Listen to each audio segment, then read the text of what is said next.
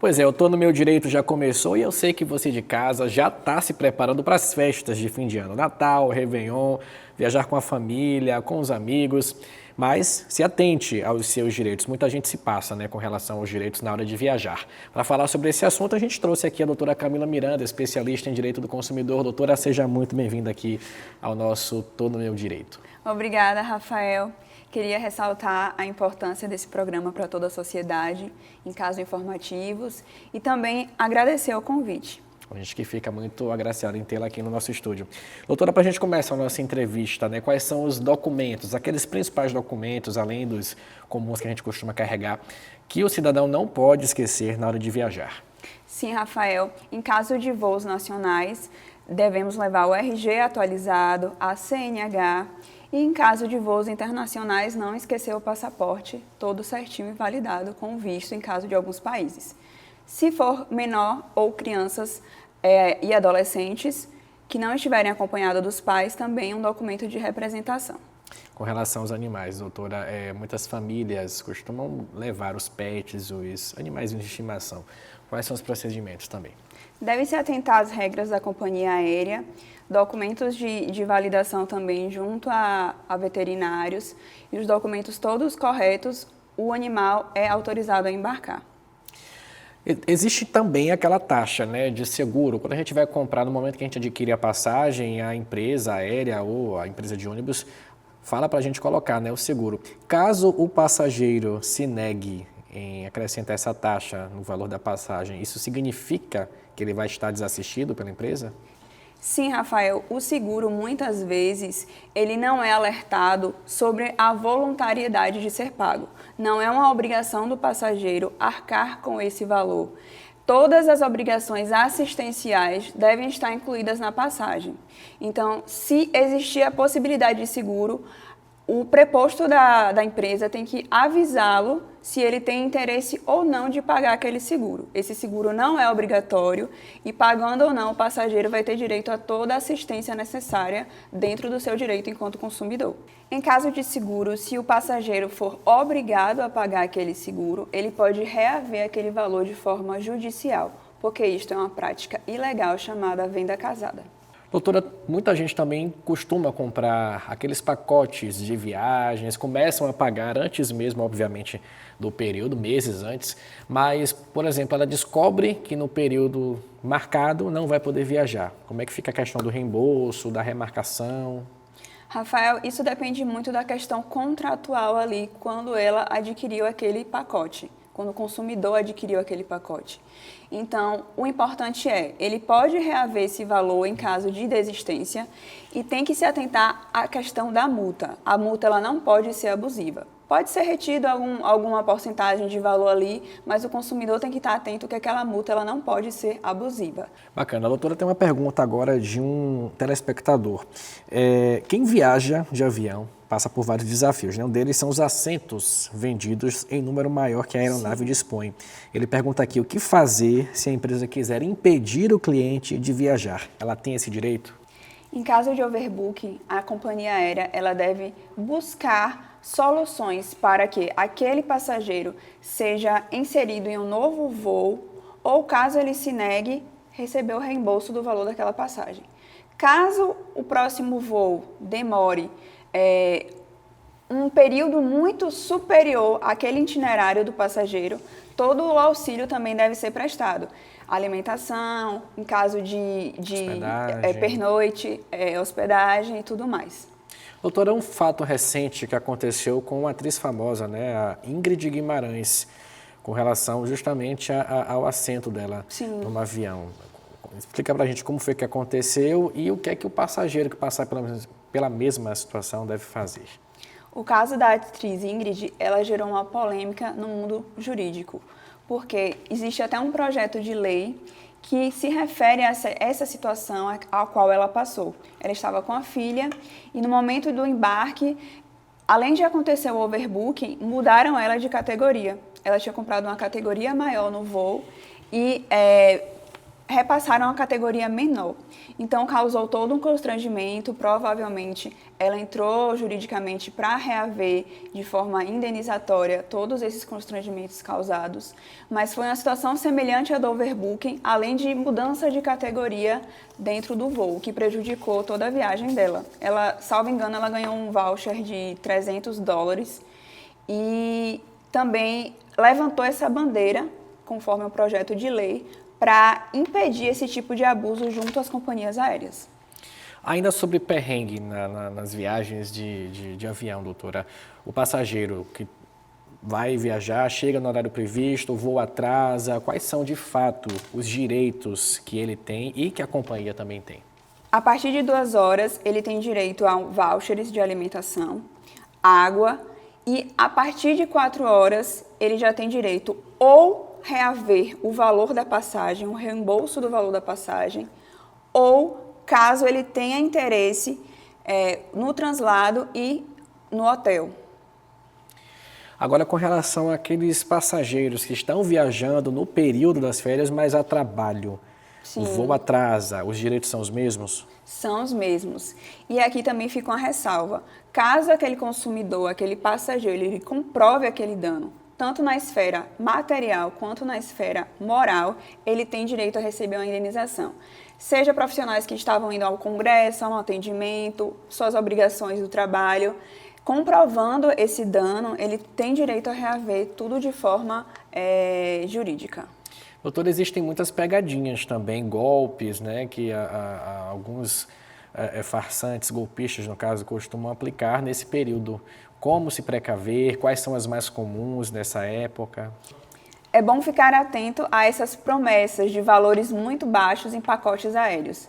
Geralmente tem um golpe ali disfarçado. Também ficar atento em adquirir essas passagens com empresas que tenham CNPJ ativo, que sejam empresas que tenham nome já no mercado. São detalhes pequenos, até aquelas letras miúdas no site que a gente não costuma passar despercebido, são taxas abusivas que eles cobram. Então, assim, o consumidor tem que ficar atento a esses detalhes para poder evitar e se resguardar para não cair em um golpe. Mas aí o consumidor caiu nesse golpe. E agora?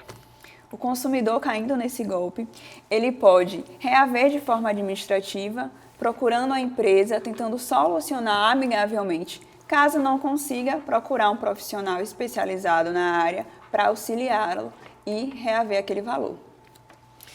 Ok, a gente vai para um rápido intervalo, doutora. Na volta, vamos conversar sobre a questão da mala extraviada. Como agir quando acontecer isso.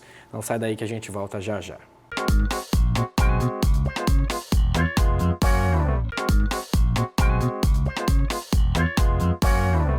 O Tô no Meu Direito já está de volta para falar sobre o que você precisa saber nesse período das férias, você que vai viajar, os direitos de você viajante. Doutora, mala extraviada, o que fazer quando isso acontece? Rafael, é muito importante nessa parte você registrar. O consumidor que registra, que tira fotos, seja do atraso do voo, seja da mala, no estado em que ele entregou à companhia aérea, ele tem um registro, ele tem a prova. Muitos comissários, eles obrigam, entre aspas, o passageiro a despachar a mala, aquela mala de 10 quilos, que é permitida ir na aeronave junto ao passageiro. E aquele despacho é voluntário. O passageiro ele não é obrigado a despachar. Caso a companhia aérea se veja muito resistente em dizer que o voo está lotado, vai ter que despachar, você pede um relatório de todos os seus bens que estão ali naquela mala e fica atento como aquela mala vai chegar ao destino. Se a mala chegar ao destino de forma estragada, quebrada ou com alguma avaria, você pode reaver aquele valor de forma material, tá? E também, dependendo, da gravidade, de forma moral. E o extravio é a perda daquela mala. Ou ela demora a chegar ou ela não chega mais. Nesse caso também você tem direito a reaver os valores que estavam descritos naquela mala, os seus bens. Existe um relatório junto ao balcão da companhia aérea que você pode registrar no momento que você passar por alguma situação dessa, para poder se resguardar futuramente, entrar juridicamente para reaver aqueles valores e a sua indenização por danos morais. Uma outra dúvida também, doutora, as empresas, aquelas empresas que prometem muita coisa no pacote de viagens, assunto que a gente até já falou no bloco anterior, mas na hora que o cidadão chega ali para conferir, né, momentos antes da viagem, não é nada daquilo que a empresa prometeu. E aí, o que fazer? Rafael, o consumidor tem que estar atento mais uma vez.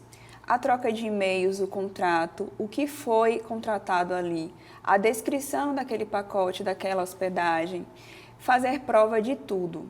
Porque o consumidor chegando ao seu destino, que ele quer se divertir, ele quer usufruir daquilo que ele contratou, ele não estando satisfeito ou sendo completamente diferente do que foi fornecido a ele tem o direito de reaver todos os danos causados pela empresa.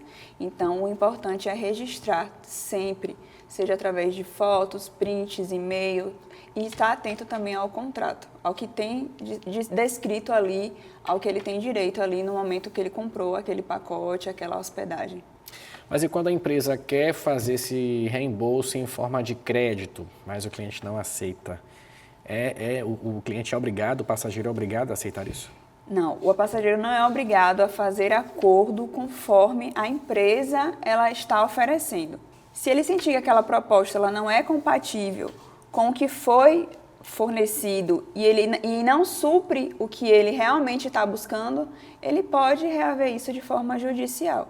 Doutora, até qual período o cliente pode esperar por esse ressarcimento, esse reembolso?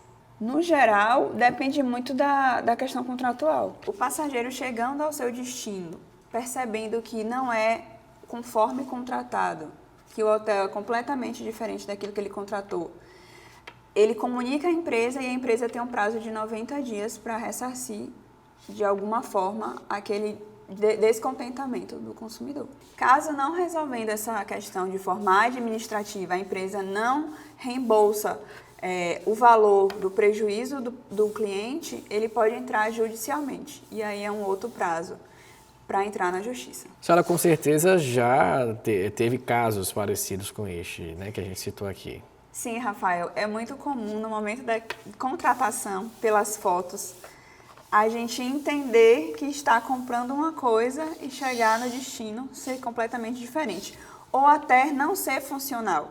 Porque lá no anúncio tem, disponibilizamos disso. No momento que você chega, às vezes é um chuveiro quebrado, é uma falta de fornecimento de água.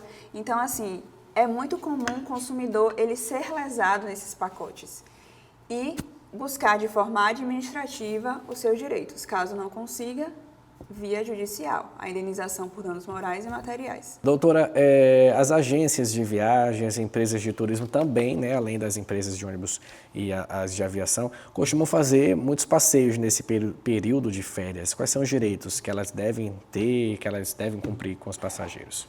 Rafael, todo o nosso bate-papo aqui, ele abrange tanto as passagens compradas em internet de forma individual ou passagens também compradas em empresas de turismo.